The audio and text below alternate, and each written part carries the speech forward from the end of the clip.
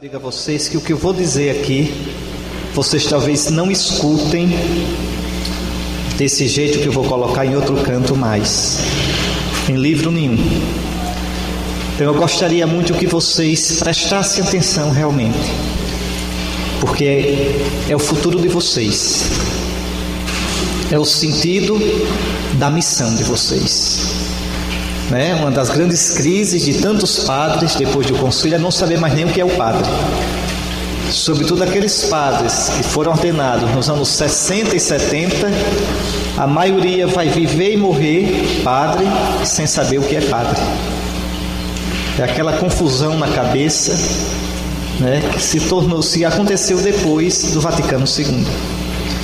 Então, eu queria fazer uma reflexão com vocês teológica, muito teológica, mas para vocês verem a beleza, o sentido, a identidade, a indispensabilidade do nosso ministério.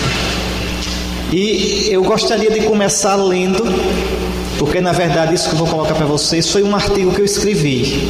Esse artigo está no meu site, Pensamentos sobre o Sacerdócio. Foi um artigo que eu sentei, eu gostei da leitura. A segunda leitura da missa do 30º domingo comum do ano B.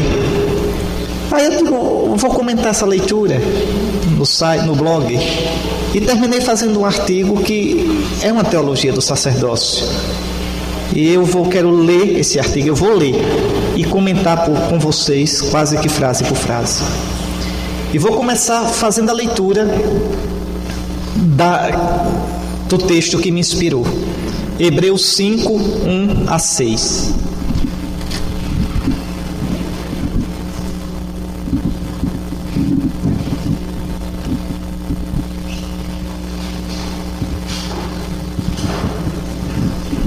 É um texto bem conhecido de vocês, só não é muito explorado. Porquanto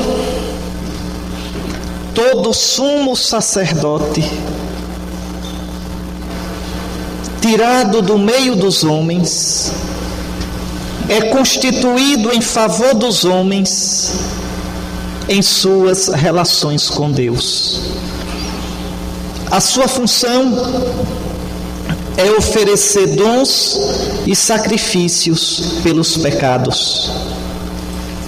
É capaz de ter compreensão por aqueles que ignoram e erram, porque ele mesmo está cercado de fraqueza.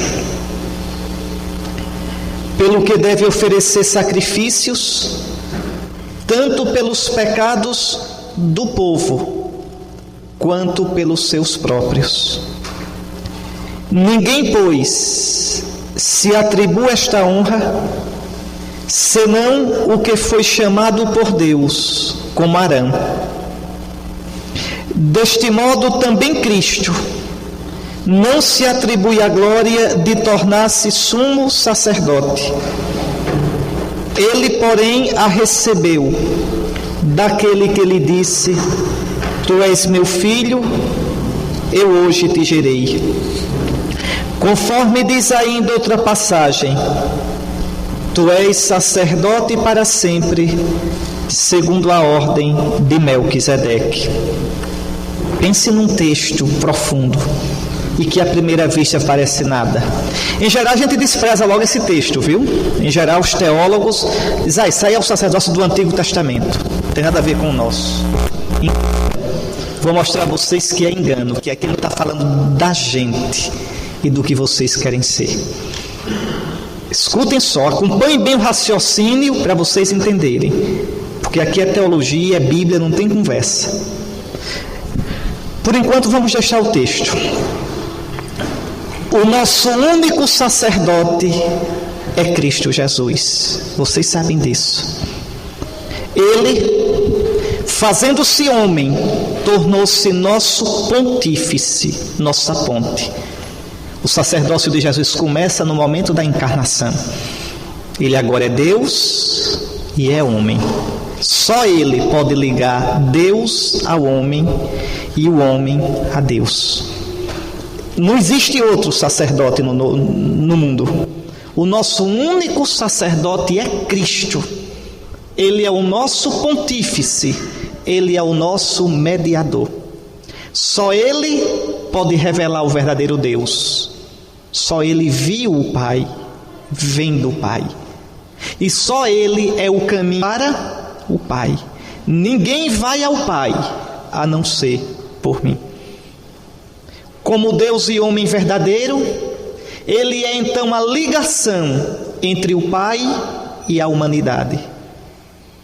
Portanto, é a partir do sacerdote perfeito e único, Jesus, que temos de compreender tanto o sacerdócio do Antigo Testamento, quanto o sacerdócio ministerial presente na igreja desde as suas origens.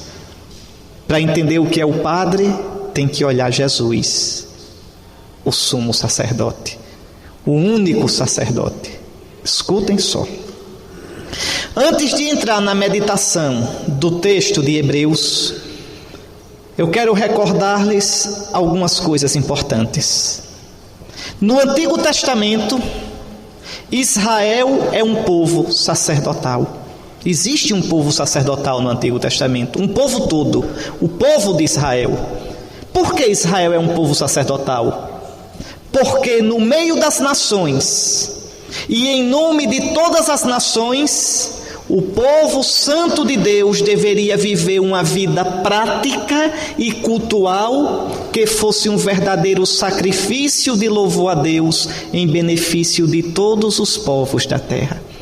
Deus escolheu Israel para isso. Isso não é brincadeira. Ninguém pode destruir o povo de Israel. Ninguém. Aquele Israelzinho que está lá, segundo a carne. Deus fez aquele povo, veja, aquele povo, qual é a missão dele? Interceder por todos os povos junto de Deus e ser uma testemunha do verdadeiro Deus diante de todos os povos. Então todo o povo de Israel, aquele Israel segundo a carne, os judeus segundo a carne, eles são um povo sacerdotal. Desde o início era esta a bênção e a missão de Israel, povo vindo de Abraão. Lembre o que Deus disse a Abraão: através de ti, da tua descendência, todos os clãs da terra serão abençoados. Israel então era o portador da bênção. Israel trazia para todos os povos, mesmo sem os povos saberem, a bênção de Deus. E Israel elevava a Deus o gemido, o louvor de todos os povos. Está lá, né? Tantas vezes Deus diz a Israel: sois uma nação santa, quer dizer, separada para mim. Sois um povo consagrado a mim. Eu só a vós escolhi dentre todos os povos. Sois um reino de sacerdotes. Vocês vão encontrar várias vezes isso no Antigo Testamento. Então, é israelita, é circuncidado, é descendente de Abraão, é membro do povo sacerdotal. Está certo? Agora, prestem atenção. No meio deste povo sacerdotal, existe uma tribo, a tribo de Levi. E dentro da tribo de Levi, um clã, uma família, especialmente responsáveis pelo culto. Os sacerdotes, que são os descendentes de Arão, e os levitas, que são os descendentes de Levi, não é? Vocês sabem, uma tribo é formada por vários clãs, várias famílias. Então, os levitas, e dentro dos levitas, o clã de Arão. O clã de Arão, os sacerdotes.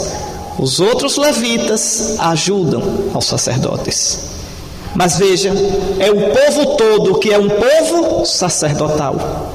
Prestem atenção, vocês vão ver onde é que eu vou chegar. Pelo ministério da tribo de Levi e do clã de Arão, o povo sacerdotal, o povo de Israel, podia exercitar de fato o seu sacerdócio. povo plantava o trigo, a cevada, criava o gado, levava as primícias para Deus, exercendo o seu sacerdócio, mas tinha que entregar aos levitas e aos filhos de Arão para que eles oferecessem. Então, sem a tribo de Levi, sem o clã de Arão, o povo não tinha como exercer na prática o sacerdócio, porque aquilo que era o sacerdócio da vida deles, adorar a Deus, cultuar a Deus, praticar a lei, levar as primícias, tudo isso tinha que passar pela mão do sacerdote e da tribo de Levi. Então observem, não é? O sacerdócio dos levitas, o sacerdócio dos descendentes de Arão, em nada se opunha ao sacerdócio do povo de Israel, do povo todo. Um estava em função do outro. Está claro até aqui? Então Israel é um povo todo sacerdotal, mas existe uma tribo e um clã que colocam o povo todo em condição de exercer de verdade o seu sacerdócio. E outra coisa, o sacerdócio de Israel não é só no culto, é na vida, é praticando a lei, é sendo judeu piedoso. Agora eu mostro isso tudo levando para o templo as minhas primícias, um boi, um novilho, um cabrito, não é? Levando a minha oração, levando a farinha. Tudo isso é expressão da minha vida. Era assim que o judeu pensava. E eu coloco nas mãos do sacerdote. Bom, isso era o Antigo Testamento. E isso era preparação para o Novo Testamento. Essa mesmíssima estrutura é encontrada no Novo Testamento. Escutem só. Jesus é o único sacerdote. Os sacerdotes do Antigo Testamento são uma preparação para o verdadeiro sacerdote que é Jesus. Ele é o verdadeiro pontífice. Ele é a verdadeira ponte, porque ele vem de Deus e nos leva a Deus pela sua ressurreição. Então, Jesus é o verdadeiro sacerdote, o sacerdote perfeito e eterno, o único. Mas, atenção, dando-nos o seu Espírito Santo no batismo, na crisma, tá certo? E em cada sacramento, porque todo sacramento dá o Espírito Santo. Agora, em cada sacramento, o efeito do Espírito Santo é diferente. Mas não existe sacramento sem o Espírito Santo. E a gente recebe os sacramentos para receber o Espírito Santo, inclusive na Eucaristia. Eu comungo para receber o Espírito Santo. E não é para receber Jesus, não. É, porque ele vem cheio do Espírito Santo. Assim que eu como, mastigo aquele pão e engulo, desapareceu a presença sacramental de Cristo. Seu estômago não é sacrário, não. Tá certo? Se fosse sacrário, a gente fazia uma flexão na frente do seu estômago. Não. Tá certo? Você mastigou o corpo de Cristo, o pão eucarístico, engoliu, desapareceu a presença sacramental de Cristo. Tá certo? Bebeu o precioso sangue do Senhor, desapareceu. Então para quê? Você recebeu uma dose de Cristo ressuscitado, cheio do Espírito Santo. Desaparece a presença sacramental, fica o efeito, o Espírito que vai cristificando você. O Espírito que é a vida divina, a vida eterna. Jesus disse: quem come minha carne tem a vida eterna. Come já, não é no futuro não, cuidado, não é no futuro.